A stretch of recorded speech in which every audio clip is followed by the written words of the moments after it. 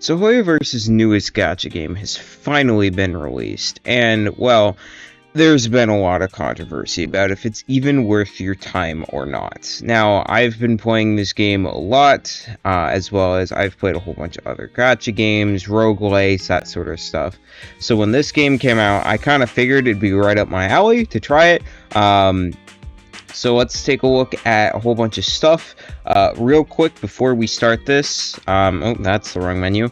I am a level 34. I have been grinding pretty hard to try to get through as much of the content in the game as possible. And yeah, that's kind of my credentials. I'm about 40 hours into the game, and I've played quite a lot. So let's get into it, shall we? Our first topic we're going to cover is the story. Now, this is a Hoyoverse game, so some people will play it purely because Hoyoverse has some pretty decent story in their games. And yeah, the story for this game is actually pretty interestingly told. I'm going to open this up to show some examples of how it's done. I'm gonna see if I can pull up the immediate story here. So we have a bunch of different ways of storytelling. One of them is this cinematic style animation, and these are incredible, just straight up. Like, the animation is so smooth, they're fun, they're just it's so much fun to watch these animations. But this isn't the only style of telling the story that there is. I'm actually going to skip ahead a little bit. We also have these comic book style sort of panels that play out to tell the story as well, and these are also pretty good. Sure, they may be static and they're just pictures, but they give you so much emotion in them. And with the voice acting, which, by the way, the voice acting in this game is top-notch all the way through. It's just so good. And like, these comic panels are so well done. And that is 2 out of the 3. Let me see if I can pull up a third one. The other way that Zenless tells its story is this sort of front-facing style of narrative, where you have 1 to 3 characters all talking to each other, facing the camera. Let me see if I can get, I know Billy comes in pretty late into this section. See, there he is. And you sort of have 2 characters conversing between each other. This is okay. It serves its purpose. It tells the story. It's pretty simple regardless. Now, there is one more way that it tells the story, which I'm going to have to skip back again, so I'll catch you on in a second. Now, the last way the story is told is through these TV sections, and these are single-handedly the most boring section of the story. The music might be fire, but these are just so slow in every single section that you use them in. And I get it. They have to tell the story and give movement in some way, so we can move around, and this is sort of like, oh, you're moving around in the world, you gotta do puzzles and stuff. But it's just, it's not worth it. It really isn't, and it's so the early game is so oversaturated with these TVs that it just feels like a waste of time. I'll be completely honest. The story in and of itself is pretty good. Everything that I've shown here in this story section has all been from the beginning prologue and chapter 1. I personally prefer chapter 2 and beyond. So, prologue chapter 1, it wasn't the best story, had a lot of whiplash in between. Chapter 2 was very good. I highly recommend trying to get here. The chapter 2 interlude was also pretty good, and I'm currently on chapter 3 right now. I'm only 2 missions into chapter 3, but I'm at sort of a point where I need to get to level 36 to continue on in the story, so I'm kind of just trying to level up. As for the character stories, I have done Soldier 11's story, I have done Nekomata's story, and Grace's story. I haven't done Koeda's story yet, but I'm probably going to do that later today. And some of them have been pretty good. I did not enjoy the Nekomata quest, but that's just personal preference, because I'm not a big fan of Nekomata, the character.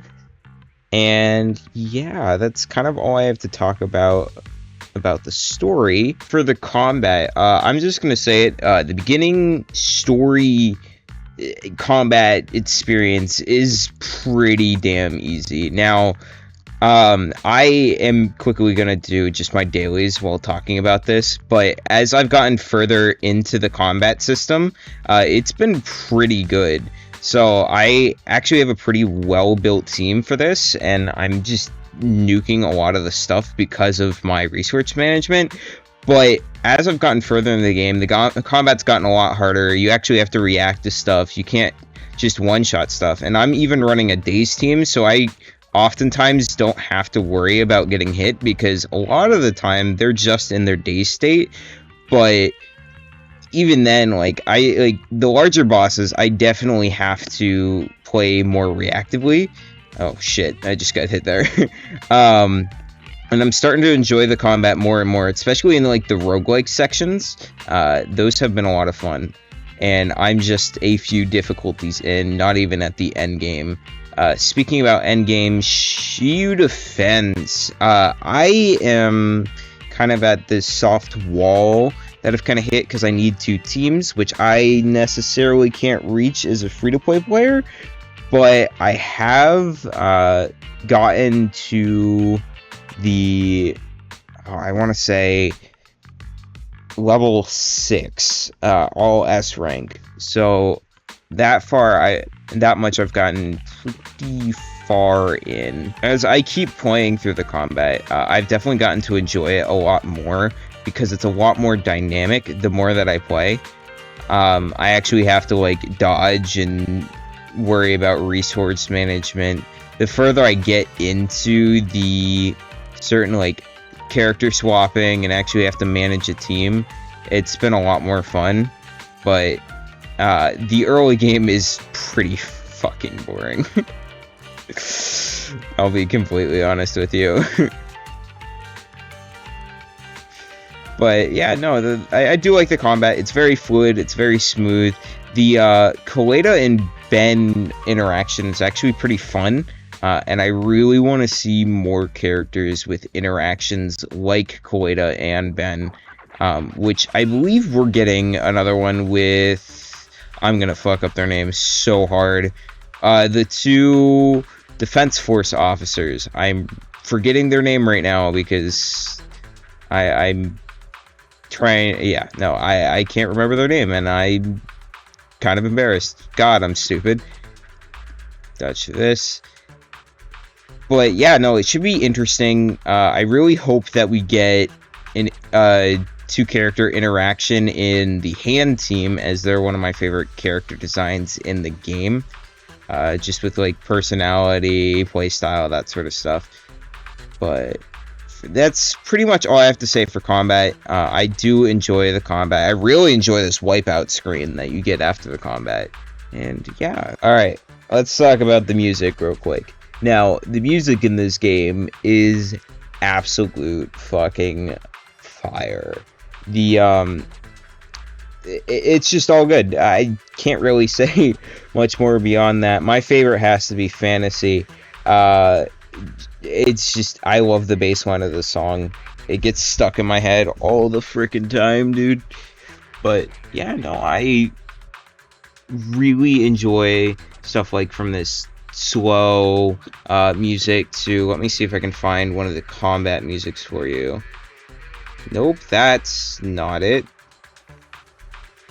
This is some of your combat music. See if I can find.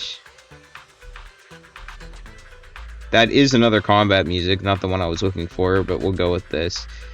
But the combat music kind of gets you in the mood to fight. The promotional music that they've done for the game so far has been very good.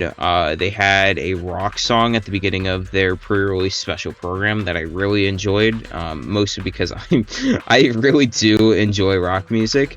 But each area has its own music that really fits each area's style. And I'm trying to think what else I want to say. Oh, let me see if I can pull up.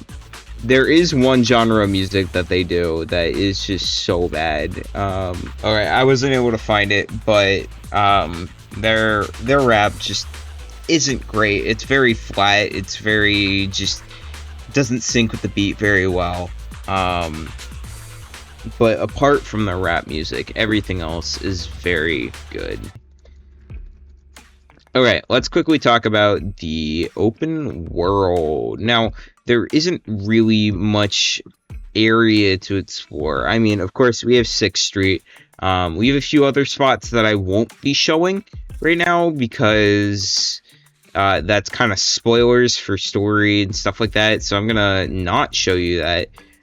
But the open world that I've explored, like, you have to do a lot of stuff in the world. Oh, not a lot, but there's stuff like these missions here, which I apparently haven't done, and I need to go claim. But these missions pop up pretty frequently. If you go to your area, you can actually, or the map technically, you can see that I have 2 question marks in the area, as well as I have 21 out of the 32 like area quests done, as well as you can see what companions are in the area, that sort of stuff. So you can really see what you need to do in each area. You can also see, like, here I have a new thing. This is the new character quest that I haven't started yet, but you can, it does try to tell you pretty well about what you actually have to do in that area, if you have anything to do in that area. Like, nope, not that. This area, I have no stuff in it. I have 10 out of 16, but there's nothing there currently for me to do, so I don't have to go there. Or, like, let me go to here. I have 1 quest to do here, as you can see, and it's with this dude. So, for the most part, I mean, yes, there's a decent amount of stuff to do in the open worlds, and they do space it out pretty well. Some of it's locked behind, like, levels. Some of it's locked behind, like, you have to unlock trust events. These 2 are both trust events that I have. Some of it is purely, you just gotta walk around. There are bang boos that are just hiding around on the street in certain corners and stuff, and you have to fix them, interact with them, and that would actually get you more your area quest done with the officer over there. But also trying to find your gray bubbles in every area. Those can give you, like, the HIA commemorative coins and certain quests done as well, and you have to do certain interactions. Just keep in mind, these interactions can pop up again, even after you've done them. So I've actually done this quest with Hannah, and if I'd go back, you just skip through, and this would give you an HIA commemorative, or, yeah, HIA commemorative coin the first time you do it, but since I've already done it, I'm not going to get another one. Pretty simple. For the open world, I would say the stuff that we do have is pretty nice, but we have a very limited amount of stuff, and the open worlds are pretty small. That being said, you can kick the soccer ball, you can move the crates. Everything in the open world is decently interactable. So I would say the stuff that we do have is pretty good, but we definitely need more of it in the future. Okay, let's talk about character designs real quick. So, I'm gonna say it. We have like 5 different character types in this game. We have hot woman, we have child, we have furry, and we have robots. And then just some random dude. He's here as well. So, I don't know. I'm here for a few of these, like hot woman. Hell yeah, love them. I'm all here for the robots and the robotic types. Like, let me see. Like Billy, he's cool. He's a robot. He's sick as fuck. I do not like the children. They're weird. And there's some certain angles of the camera that just, can we not, like, this, no to this, just straight up no to this. And also, I'm gonna touch upon this real quick. This character is not the design, body type, all that of a child. And even if it is a child, what is this? Why can we not do this? Like, seriously, Jesus Christ. I will say, I'm not a furry. The designs, like, this guy, it fits his personality very well. It makes sense. I would prefer to be more human and less animalistic, but it makes sense. As for Ben as well, he's a big friendly guy, very strong. And the bear just makes sense. I've also heard some people saying that he's gay coded because you call big gay men bears, apparently. I don't know, I'm not really in that community, but if that's a detail that they've added, cool. Most of the character designs I like, not the children characters. It's weird as fuck. Can we not do more children characters? Now, I do want to say real quick, the NPCs in this game are very good. Like this guy back here, he has a really cool design. This character in this store, also a pretty unique design. Not one I'm necessarily a fan of, but is a very unique, something I haven't seen before. As for, like, this guy, apart from him being, his animation being a bit of a reference to Monster Hunter, he's very interesting. There's no one else really like him in the game except for, there's technically a character that's his son in a different area. She's also pretty cool. She runs the video game store. And just, like, all the different NPCs of this game, like, this guy, he's just a random NPC. This person over here, random NPC, so well detailed. This person, these two are random NPCs, and they have so much detail to them. It's incredible. They've really done a great job of making this world not feel like a whole bunch of robots, and instead a whole bunch of just people walking around the city, you know? Like this person just walking around. Very nice. And yeah, all the designs are really well done. Even the NPCs, the characters kind of show up in your different areas. So just keep an eye out for them, talk to them, immerse yourself in the world, and the world will be more interactable. It's kind of what I'm trying to say here. All right, well, let's quickly talk about the pacing of the game. Now, the pacing of the game is pretty decent in the beginning, unless you're flying through it like I did, in which case you kind of run low on resources to build characters. I know I fully invested straight into my main DPS pretty early, and I was able to keep her and a sub DPS or support open and built at the same time, but that was through like heavy resource management, trying to keep both of them at a decently strong level, and I was not able to build a third character.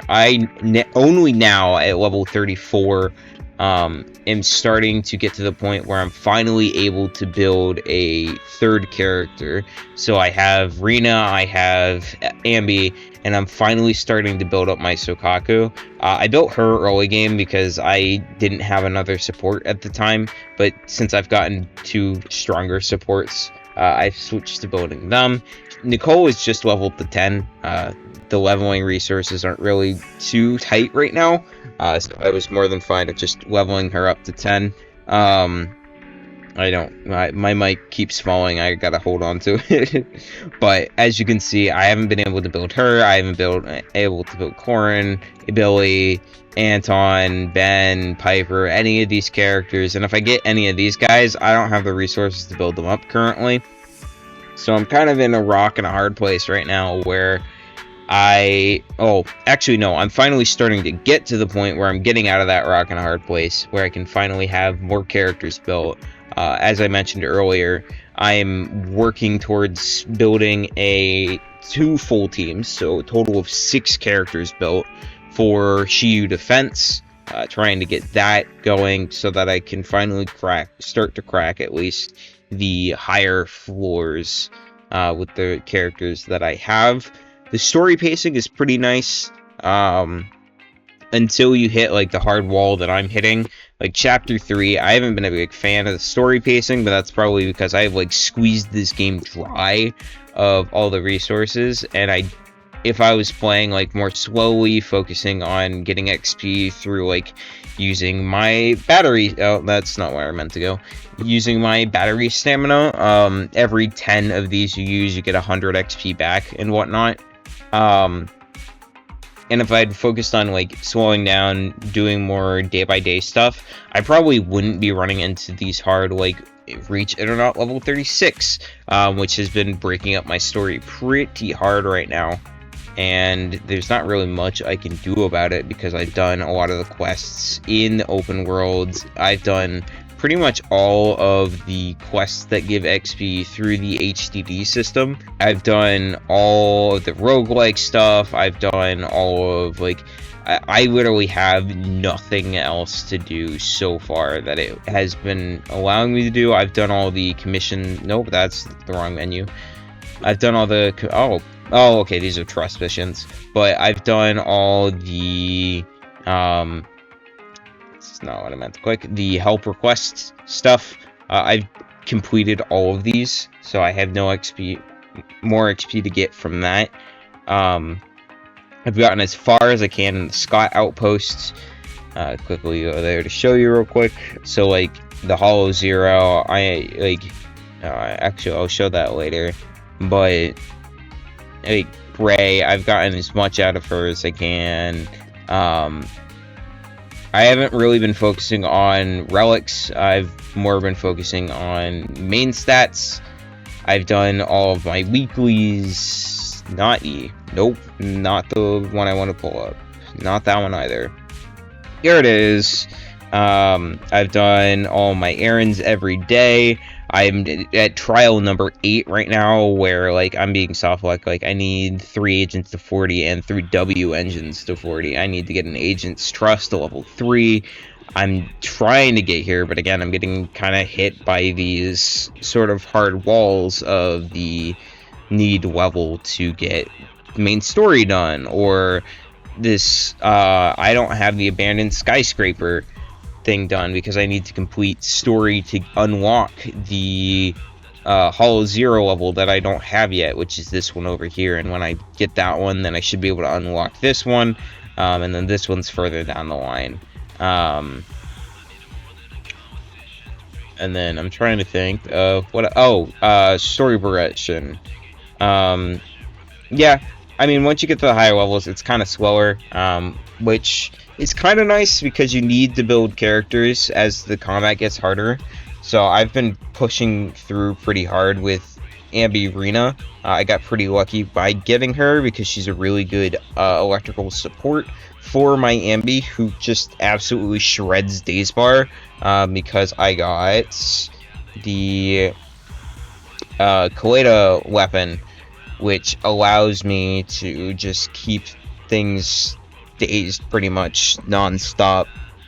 I don't have a great build on my Ambi in terms of like the disk drives, but I'm trying to start with my extra resources, get the Shockstar Disco, so I can pretty much have 100% uptime on days and not really have to worry about enemies, and then it's literally just HP pools that I have to shred through. Yeah, that's pretty much all I have for the progression. It's starting to slow down, but it always does in a gacha game. Now, quickly, I want to talk about the Hollow Zero areas. Now, these are pretty fun. I've beaten all the difficulties that I have so far. I've gotten all the... I haven't done all of this week's missions because it's just opened up yesterday. Let me see if I can pull that up for you.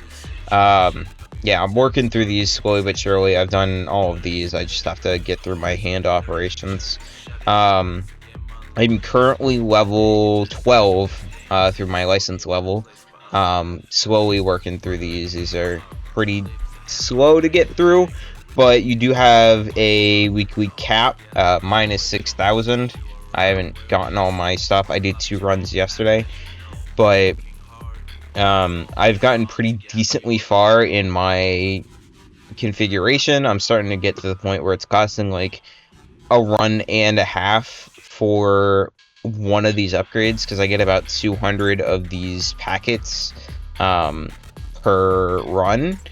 So progress is kind of slow through this. As I get higher difficulties, it won't be as slow, definitely. But like, I have to wait till level 35 to get this one, which I'm actually pretty close to. But like, this one's level 36. That one's level 41. This one's level 40. And then this one, I have to complete the main story, which I'm trying to do, but that's also locked behind Internet level 36 and whatnot. So I am enjoying the roguelike. We definitely have to get further in levels to see like difficulty level, because currently I'm just sweeping every run. It really hasn't been that difficult.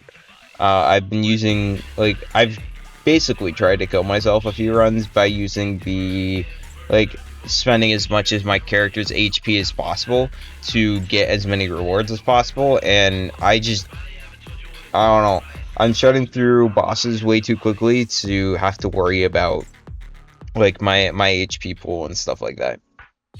But I'm sure as we get further into the game, the harder difficulties, the roguelike will get a lot harder. You'll definitely probably need these combat configurations as much as possible. Just trying to max this out to get all these buffs and stuff, which will definitely help with damage, survivability, all that stuff. So, is Zenless Zone Zero worth your time? If you have a bunch of free time and you're looking for a game, I say give this a shot. It is a lot of fun, in my personal opinion, and it is definitely started to grow on me more and more as time has gone on, as I've gotten more familiar with the combat system and just stuff like that. If you're here for purely the story, stick it out to Chapter 2. Chapter 2 is definitely a lot more engaging than the prologue and Chapter 1 were. But if you don't really have time, you're doing other gacha games or stuff like that, I would say wait, give this game a little bit of time. We don't have any events really right now. Like, a lot of the events that we have in the game, F1, there it is. A lot of the stuff that we have in the game is logging in or just playing the game purely.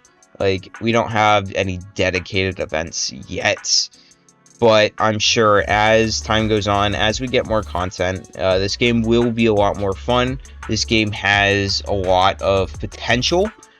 The skeleton that they've built this game on is very good.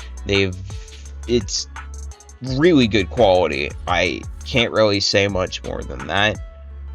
As for like long term, is it going to be worth your time? I'm not entirely sure. I know for me, I have really enjoyed all the aspects from the story to the roguelike. As a person who never really got to play the CBT, a lot of the stuff in the game has been very refreshing for me, as it's all brand new to me. And yeah, if you guys did enjoy this video or found it helpful in any way, make sure to leave a like, comment down below if you're going to be playing in the future, if you're playing now, whatnot. What your views are, if Zenless Zone Zero is worth your time, as I'm sure if someone really is trying to look to see if Zenless is worth the time commitment, which it is a time commitment, they're probably going to be reading to see what other people's experiences are as well.